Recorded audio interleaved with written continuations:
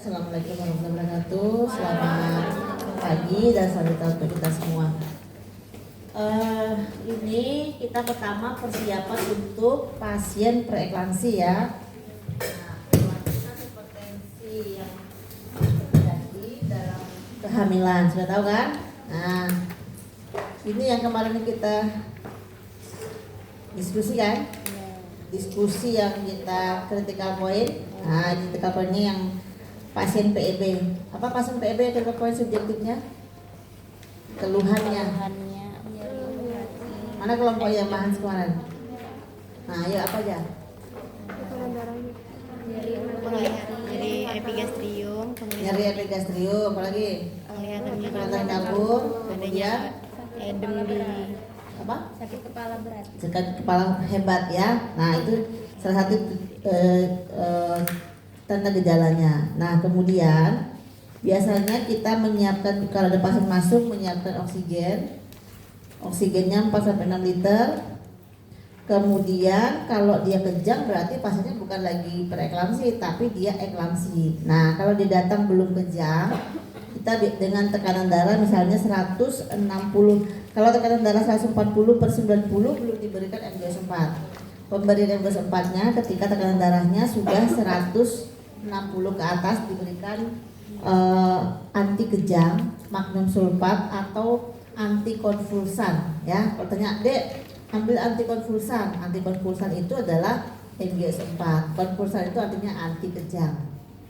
Kemudian pada saat pemberian MGS4 itu kita bagi dua alternatif. Alternatif pertama kita berikan secara intravena dengan dosis 4 gram.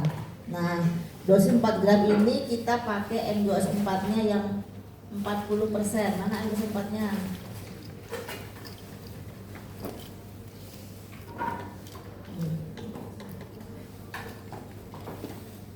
Nih, MGS4-nya 40%.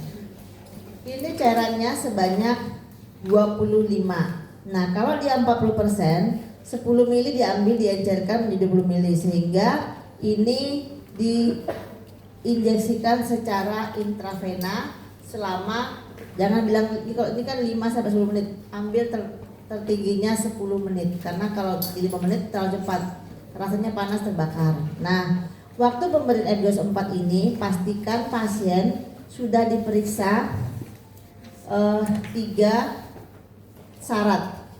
Refleks patella harus positif, kemudian pernapasan tidak kurang dari 16 kali per menit, kemudian satunya lagi apa? Pembayaran urin. Frekuensi apa? Jumlah urinnya tidak boleh kurang dari 100 mili per berapa? Per jamnya. Nah, itu. Dan pasien pastikan sudah terpasang infus dan terpasang dower kateter. Ya, dipasang kateter untuk pemberian MGS4. Kemudian yang pertama, yang kedua, setelah itu berikan lagi 40% sebanyak 5 gram IM. Tapi ini yang IM sama IP kita ambil yang pilihan IP aja. IM itu kalau biasanya ibunya sudah kejang nggak bisa diberikan IP, sehingga harus pakai IM bokong. Nah, sebelum diberikan ke IM secara IM itu pasiennya harus diinjeksi lidocain anestesi supaya nggak panas bokongnya ya. Kalau bukan bokongnya panas, dia bokong itu menyebar panas ke seluruh tubuh. Nah ya, dan juga pernah tuh ada pasien diberikan terlalu cepat, dalam waktu 5 menit itu sudah habis MGS4 yang diberikan sebanyak yang 4, yang tadi 10 mili diencerkan jadi 20 mili itu dalam waktu 5 menit habis. Pasiennya langsung gini, aduh, kipas-kipas aja panasan ya. Jadi nggak boleh, jadi memang protapnya harus 10 menit. Selanjutnya, jika kurang 15 menit ibu kejang, maka jika kurang 15 menit ibu kejang maka tidak diberikan karena obat masih belum bekerja ya. Jadi kita menunggu ibunya. Kalau yang ini sih biasanya sudah dikasihkan lidocain, diberikan MGS4 sudah berhenti ibunya kejang, sudah berangsur-angsur gitu, tidak kejang lagi. Kemudian waktu pasien yang ketemu kejang ini kan nggak sendiri ya. ketemu pasien dan kejang-kejang tadi, tempat tidur tuh kedua tangan pasien diikat karena takut resiko jatuh, sama lidah diberi sudip lidah supaya nggak kegigit ininya lidahnya. Ya, jangan lupa ini harus dikasih kalau pada pasien kejang. Kemudian selanjutnya untuk dosis ulang ini ada 15 menit lagi. Sisanya ambil 2 gram Emgos 4 0% 5 mili diencerkan dengan Aquades 5 mili diencerkan sama banyak. Tadi kalau diambil 5 mili balik diencerkan jadi 10 mili. Kemudian IP perlahan selama jangan 15 menit nih. IP perlahan tetap 10 menit, jangan 5 menit. Panas. Nah, kemudian ada 2 pilihan, ada alternatif kedua. Alternatif kedua ini dia nggak pakai boka-boki. Jadi kita biasanya menggunakan alternatif kedua dari awal, kita memilih alternatif kedua. Yang pertama Emgos 4 sama 4 gram diberikan yang Emgos 40% diberikan 4 gram dihancurkan 20 mili. Kalau ini 4 gram berarti sisanya berapa tuh? 4 gram berarti 10 mili ya. Tahu nggak maksudnya kenapa 10 mili kok 4 gram menjadi 10 mili dari mana? 4 dibagi 25. Kan di dalamnya itu ada juga berapa 4 dibagi 25? Itu dulu. Apa ini? Berapa 4 bagi 25? 0,16 dibagi 4 kali ya, 4 gram ya, 4 gram ini loh. Kalau nanti kenapa 4 gram? Kalau nanti berikan 4 gram sementara di sini deh nggak 4 gram, di sininya 25 miligram. Nah, jadi gimana cara menghitungnya? 4 gram dengan 25 mili. Coba 25 bagi 4 berapa? 6,25. Nah, itu yang diambil nih. Kita bulatkan, harusnya kita bulatkan 6 miligram, 6 mili. Ini sisanya nih 6 gram. Nah, kemudian setelah itu diberikan secara IV lagi dengan maintenance cairan. Jadi pertama diberikan dulu yang 4 gram, lanjut yang 6 gram. Kalau 4 gram berarti kan diambil 10 mili, berarti sisa 15 mili. Nah, 15 mili itu berarti 6 gram. Nah, itu dicek. Setelah itu diberikan tetesannya 28 tetes per menit, jangan asnet ya. Tahu asnet enggak? Tahu asnet enggak? Ya, asal netes ya. Pakai jam ya, dihitung 28 kali per menit. 28 tetes per menit. Nah, dia ada kejang berulang. Ini enggak usah nih karena ini kan sudah maintenance nih dalam RL. Jika kejang berulang setelah 15 menit berikan 2 gram. 20 mili. Ini enggak usah karena kalau dia sudah maintenance diberikan pertama 4 gram secara IP cepat ya. IP cepat tuh IP yang tadi, yang kedua IP juga, tapi IP lambat karena dia pakai cairan infus namanya kok saya lupa sih. Kalau di cairan apa namanya? Kalau dikasih obat dalamnya apa namanya? Ngaplus bukan. Ini loh apa namanya? Drip Emgos 4. Nah, jadi drip, istilahnya namanya drip. Nah, jadi ini maintenance selama 28 selama 24 tetes sampai 24 jam postpartum. Kalau masih selesai, belum selesai postpartumnya 24 jam, masih dilanjutkan sampai setelah bebas 24 jam postpartum baru dihentikan pemberian MgSO4-nya. Nah, ini perhatikan. Nah, RR ini seperti pernapasan lebih dari 16 kali, refleks pertanda positif, urin lebih dari 30 cc, bukan 100 ya. 100 malah bagus. Pokoknya penting prinsipnya tidak kurang dari 30 cc per jam. Untuk MgSO4. Nah, kemudian harus tersedia pemberian MgSO4, harus tersedia antidotum. Tahu antidotum? Masa antidotum nggak tahu? Kedua, antidotum itu anti apa? Bukan, tadi antibiotik antikonvulsan. Racun. Apa? Keracunan, ya.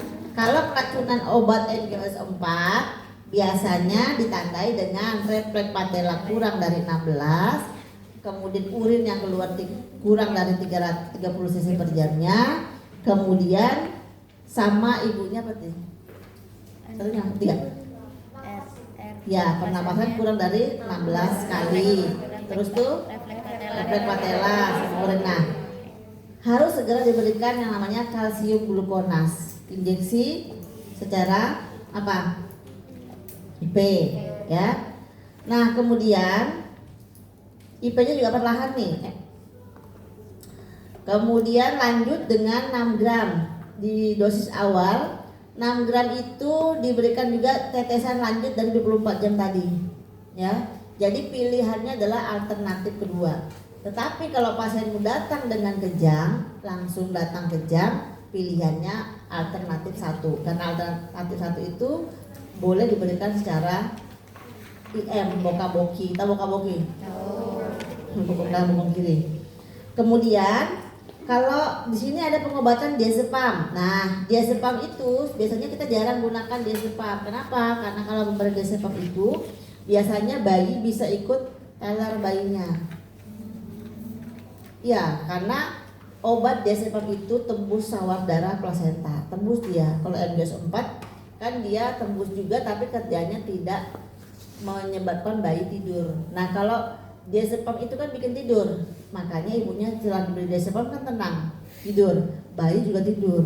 Dulu pernah saya tuh, karena zaman tahun berapa sih, 2001 ya, belum ada banyak NGS 4 dan dokter objinnya juga mungkin kayaknya baru pulang kuliah, bukan baru pulang sih, dia baru pulang kuliah, terbiasa dengan diazepam, nggak mau dia pakai NGS 4. Jadi bayi itu ibunya sambil dalam posisi kejang, dikasih diazepam, tidur ibunya ya, tapi ada kontraksi nih, ada kontraksi saat lahiran. Akhirnya bayinya lahir, bayi lo cuma ngeliatin, kita ngeliat aja, dia nggak tertutup, ngeliatin melotot gini mata bayinya, nggak nangis juga. Nah itu karena pengaruh akibat pemberian diazepam ke bayi juga. Nah kita juga kesulitannya adalah bingung membedakan bahwa ini bayi asfiksia atau enggak. Nah ternyata setelah dicek sama dokternya, sama kita juga ngecek, dia enggak asfiksia, dia juga pengaruh dari diazepam tadi. Jadi bayinya tuh enggak tidur, teler gini aja, melongok-melongok lihat kita gini loh bayinya. Ya, ini belajar kalian nih, karena kan kalian D3 itu harus bisa, ya, dan harus banyak membaca. Saya dulu kalau udah D3, ini orang nih, keluar, sudah pintar tuh, banyak kegiatan yang banyak yang dilakukannya, banyak tahu sudah. Kenapa banyak membaca? Apa aja dibaca, di mana aja membaca, ya. Kalau sekarang kan enak, ada smartphone. Kalau dulu kita harus ke perpustakaan membaca, terus ke perpustakaan bukunya jadul lagi, ya kan? Nah, mau yang baru ke internet juga nggak tahu karena belum tahu menghidupkan materi komputer zaman itu di 2098, 99 tahun 2000 belum tahu kan, familiar ya. Nah, tahu ngertinya tuh waktu sudah kuliah ngambil S1 baru paham bahwa oh komputer ini matikannya gini. Anda enak loh belajarnya, jadi harus lebih pintar dari saya. Nah selanjutnya kita selesai ya yang untuk pemberian NGS 4. Paham nggak ini? Ada bertanyakan? Ayo, nanti kalau di lapangan ada pasien gada PEB itu paling banyak tuh ketemu. Diapain pasiennya ya? Pasang oksigen kalau datang pasiennya, kemudian pasang apa lagi? Dower kateter kalau dia mau dia tekan, kalau 140 itu belum, dia di atas 160 tidak dipasang kateter. Kemudian dilanjutkan juga dengan pemeriksaan laboratorium. Ini memang hipertensi karena dia kehamilannya kah atau memang dia dari awal hipertensi? Ditanya riwayatnya, Bu, ibu ini tekanan darahnya sebelum hamil memang segini ya Bu? Kalau dia bilang enggak, pas hamil aja ya, berarti itu kemungkinan dia preeklamsi berat. Kalau dia tekanan darah 160, di atas 160. Tapi kalau dia bilang, Bu saya memang sejak hamil, sebelum hamil saya sudah hipertensi, 200 tekanan darahnya sebelum, kalau dia masuk sebelum dia hamil dia sudah hipertensi, memang itu nggak bakal kejang karena dia tidak keracunan kehamilan. Dia memang awak dasarnya adalah memang hipertensi. Tapi kalau Anda menanyakan riwayat, misalnya anak kedua nih, Bu, riwayat pertama begini juga ya? Iya Bu, itu pasti PEB karena dia akan berulang. Bisa nggak berulang lagi hipertensi, preeklamsi kecuali ganti suami. Apa? Sperma itu yang mempengaruhi terjadinya preeklamsi. Nah, jadi kalau mau hilang preeklamsinya ganti suami. Kan nggak mungkin gara-gara itu. Bu, ganti suami Bu. Ya. Nah, pesan sebetulnya jangan sampai kita hamil terjadi preeklamsi. Kenapa? Karena dampaknya pasca setelah tidak hamil lagi, dampaknya kemana? Penyakit ginjal, penyakit jantung, ya. Ini dia masuk ke penyakit tidak menular. Yang paling terjadi besar itu adalah penyakit jantung. Nah, atau jangan sampai dan akhirnya bisa terjadi heart syndrome. Nah, tahu heart syndrome? Baca, ada di situ. Pokoknya gangguan pada semua sistem itu, ginjalnya, paru-parunya. Ya, apa coba ada ketemu heart syndrome nggak? Cari di HP-mu.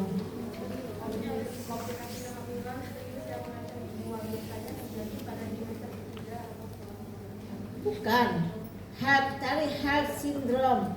Dia bukan dengan singkat, bukan kata-kata heart, tolong itu bukan.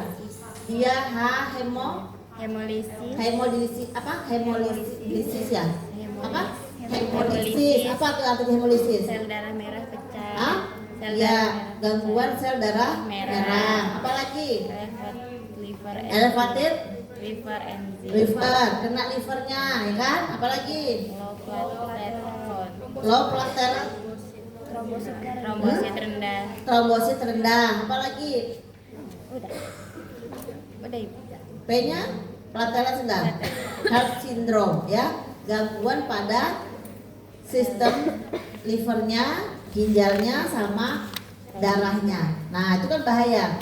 Kemudian dampak ke depannya bisa berisiko terjadi penyakit ginjal, penyakit jantung. Nah, jangan sampai nih kalian semua nanti kalau hamil mendapatkan warisan preeklamsi. Nah, bagaimana mencegahnya supaya tidak jatuh pada preeklamsi seperti ini? Ada pencegahannya sebetulnya. Ini kan nanti tingkat 3 nih ya, akan mengelola pasien preeklamsi. Akan mengelola pasien LTA.